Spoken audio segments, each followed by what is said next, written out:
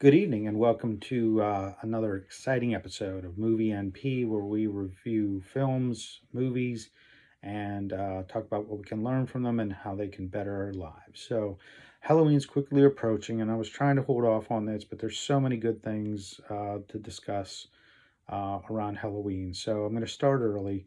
And today's episode is going to be a little bit different because this isn't technically a movie.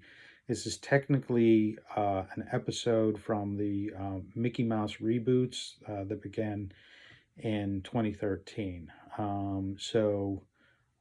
It's called The Scariest Story Ever, a Mickey Mouse Halloween Spooktacular. And this was produced in 2017. It is 22 minutes long. It is available as a standalone film episode through Prime Video and Disney Plus. But if you already have the Mickey Mouse collection, it is season 4, episode 9. So the plot revolves around Mickey attempting to entertain his and Donald's nephews on Halloween night with some scary stories. This falls into the category of action, adventure, parody, and horror, and it features three main vignettes. First one is Goofy as Dr. Frankenstein. Second one is Mickey as Dr. Van Mousing, the vampire hunter. And then the third one, which I want to feature today, is the some snotty-nosed kids and a sweet old lady who bakes pies. So you might ask, Nurse Practitioner Rob, what does this have to do with how to mental health and improving my life? Well, there's two things I want to discuss. First, real quickly, is that when pushed to our limits, we can do incredible things. Basically, the first two stories that Mickey tells bomb, and they kind of prod him, saying that he's the sweetest thing on earth, and there's no way he can tell a scary story. And so that's what prompts him to tell the third story, which is quite horrific. Um, when pushed to our limits, we can do incredible things. We all hear stories about people who've been in accidents, who've lifted cars, and so we all have that potential in us. But really, what I really want to focus on is something that is really dear to my heart, is addiction. And how does that pertain to this? Well, let me give you the spoiler alert before I go further. But the third vignette about the snooty kids and the sweet old lady that bakes pies. So, what happens is that we see Mickey and Donald's nephews. They love pie. They cheat, borrow, steal to get pie. And next thing you know, some sweet old lady arrives in town with a little cart selling pies. And the boys show up and they don't have any dough, so they just steal the pies off her. Then what happens, and it's really iconic scene. It shows them becoming dependent and addicted on these pies. So now they need more pies, and so they track down Granny's cottage in the middle of the woods, and they sneak in. And once they're inside, they find out that they're locked in, and Granny is actually a witch, and she's using snotty little boys and baking them into pies. So one by one, she tracks these kids down and bakes them into pies. And then at the very end, one of the nephews remain. And I'm not going to tell you exactly what happens, but I can tell you something unique in the Disney universe is this is not a happy fairy tale. It does not end well for anyone. So before I go any further, let me just tell you that I have to give you the disclaimer that this is for information purpose only. I'm not diagnosing or treating anyone's disease here. You need to talk to your healthcare provider. Only you and your healthcare provider can determine a diagnosis and a treatment modality for you. So first thing we need to talk about when we talk about addiction is Addiction actually constitutes two things. When we talk about addiction, we're actually there's really two separate things that encompasses this, and this is dependency and addiction. So dependency is your body actually physically becoming dependent on a chemical or a substance. Addiction is slightly different in that addiction is compulsory behavior. So think about it this way, like video game addiction, sex addiction. The body does not become dependent on those, but you uh, it's more of a mental thing where you um, need that item to satisfy something. And largely, both of these, what they do is they hijack the reward center of the brain. There's a neurotransmitter called dopamine that is our pleasure molecule.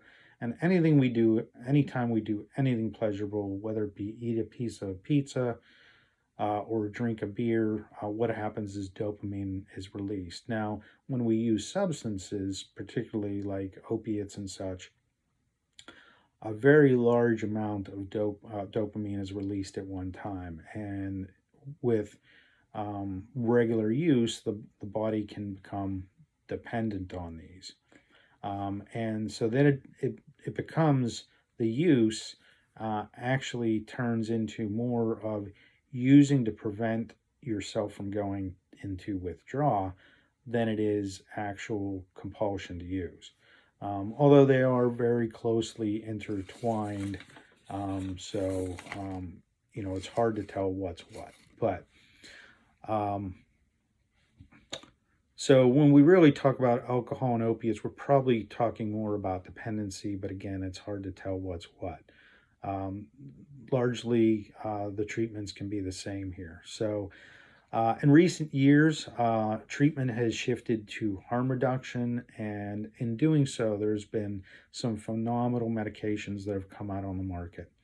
Now, I'll briefly talk about methadone, buprenorphine, and the buprenorphine naloxone combination product. Those are pharmaceutical grade synthetic opiates. So what we're doing there is basically substituting the street opiate for a pharmaceutical grade opiate. Now, some people might question that, but really, again, it goes back to harm reduction because we don't want people using off the street because it's dangerous. Unfortunately, the people that are making these illicit substances are not the most upstanding citizens, and you're not going to find them on the Better Business Bureau.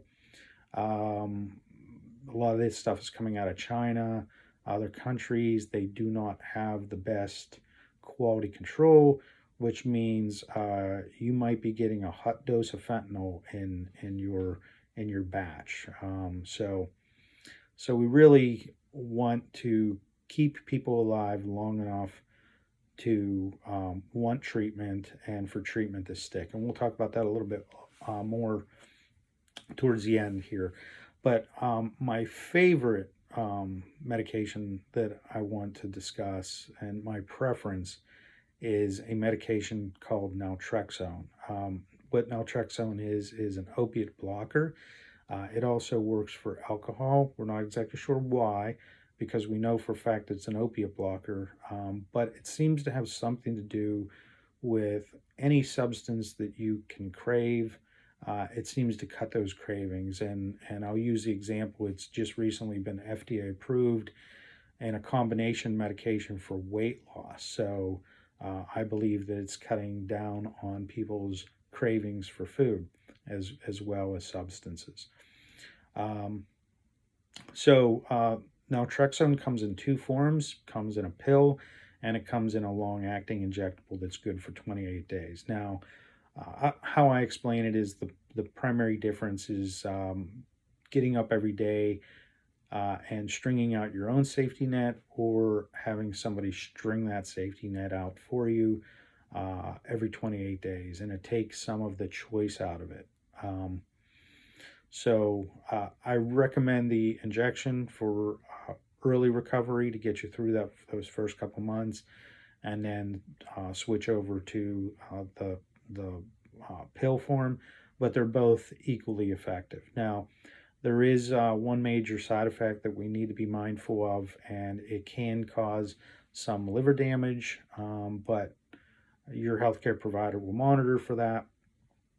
And but again, we got to balance out risk versus reward. Alcohol also causes liver damage, so you got to balance it out. And that's only, the liver damage is only a risk. It doesn't mean that it's going to actually happen. But the FDA wants to be clear that that is one of the major side effects that can happen. So how does this work? Well, please excuse the crudity of this motto. I didn't have time to build it to scale or to paint it, but the easiest way to show you is to use a padlock. So when we have a padlock, we have receptors in our brain, and in this case, we're going to talk about opiate receptors. So these neurochemicals are keyed, just like a lock and key system, where these neurochemicals plug into only certain receptors. In this case, this is our opiate receptor, this is our opiate. So when we use opiates, whether it be prescription grade or illicit, what happens is it gets into our bloodstream, gets up into the brain, and it plugs itself into that receptor. Not only does it plug itself into the receptor, but it activates that receptor. And that's what causes all the positive and the negative effects of opiate use. The pain reduction, a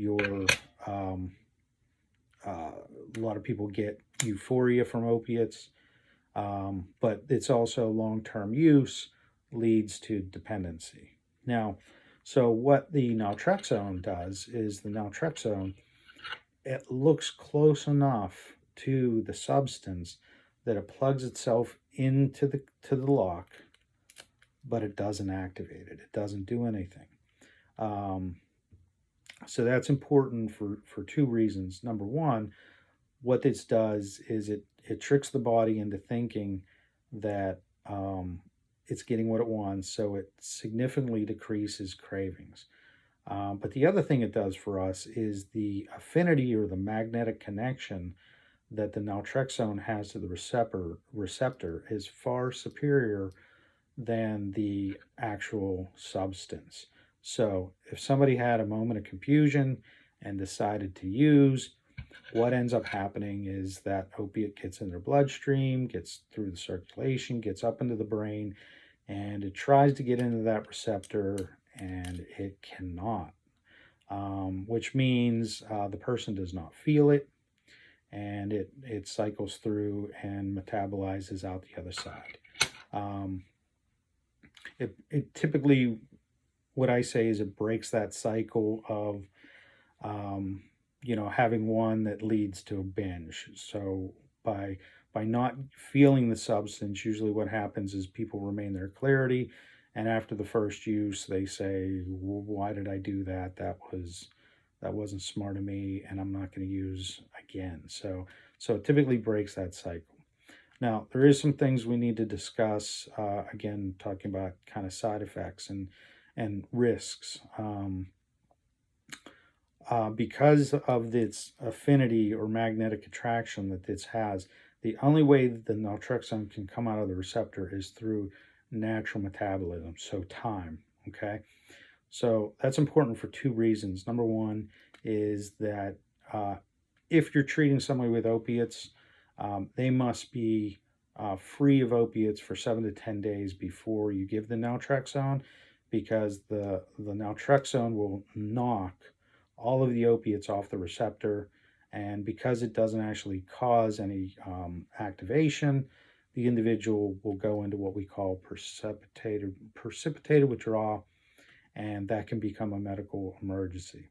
The second concern or the second and third concern here, is that the individual that doesn't believe us, they say, oh, I'm going to use and I'm going to keep using and using and using until I feel something. Well, you're never going to feel anything, and the body can only take so much alcohol and so much opiates before you OD, right? So we don't recommend that anybody use any opiates when they've got the naltrexone on board.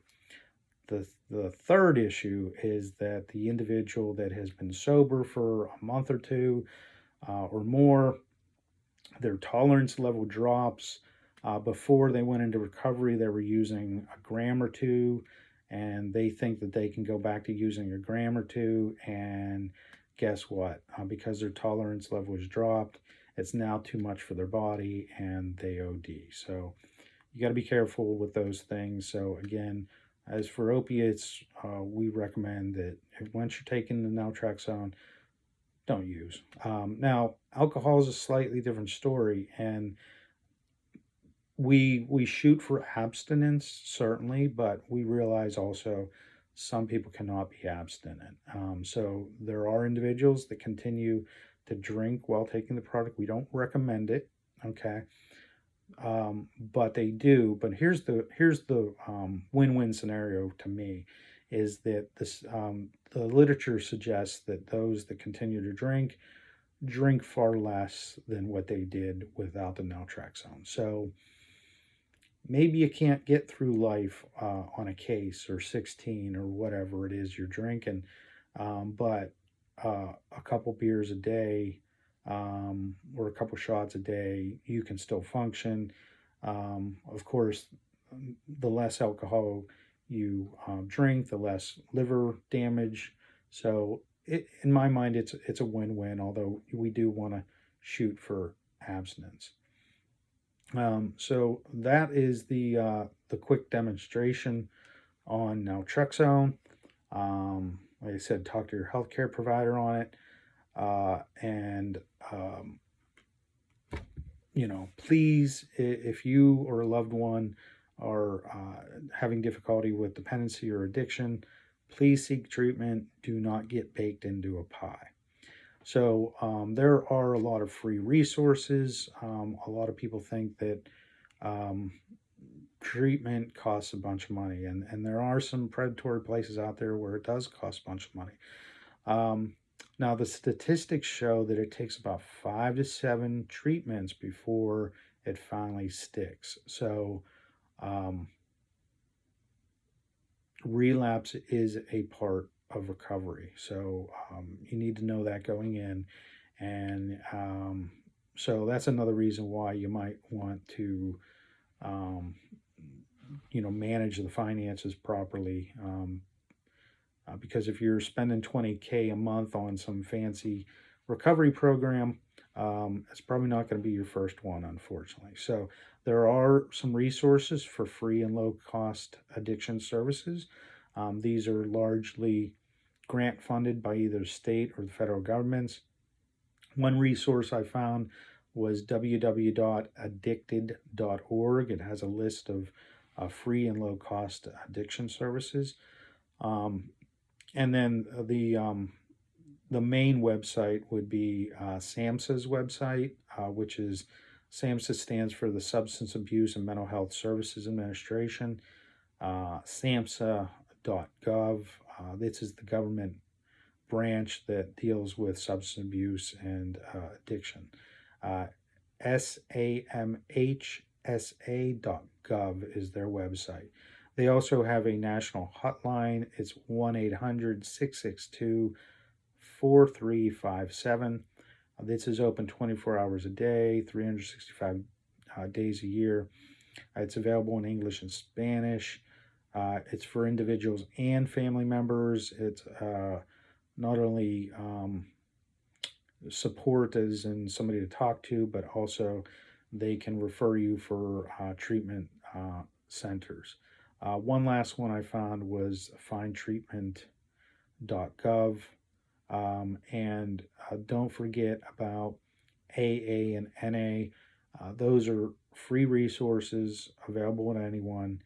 And I know there's some people that don't like those for whatever reason, but an AA and an NA group is like trying on underwear. You got to try a bunch of pairs on until you find one that fits. So don't be discouraged if you go to one and you find that it's too faith based for you, or some of these are not into the medicated assisted treatment thing. They focus on abstinence, full abstinence with any help.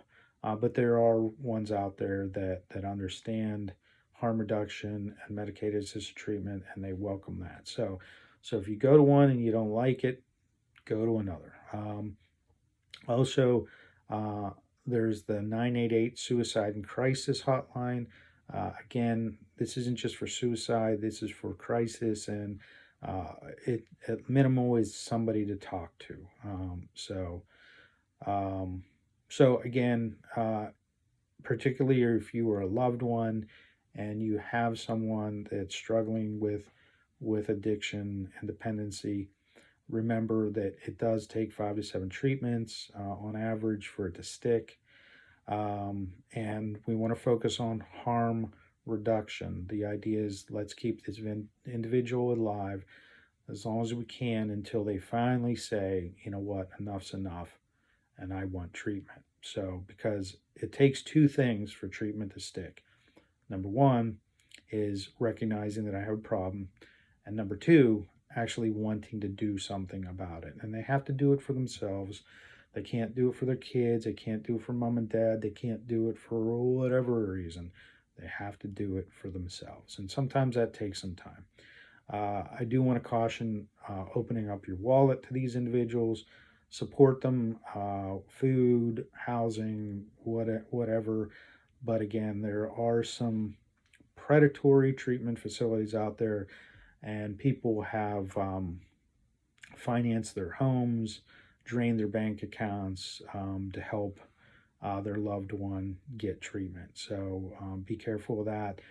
They promise everything from surfing and hanging out at the beach to molesting horses, like in the movie 28 Days with Sandra Bullock, or was that called 28 Days Later? I don't know. Either way, they're both horror films.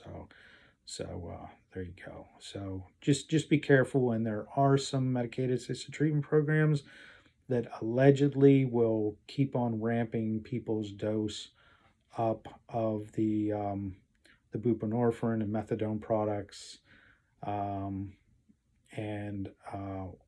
that can be difficult for some people, where their goal is actual abstinence, and they're using that as a bridge to get off of the substance completely. So make sure that what you want matches the plan of the provider that you're seeing. So that's it for today. Be well, and we'll see you next episode. Same bat channel, same bat time, same bat place. Thanks.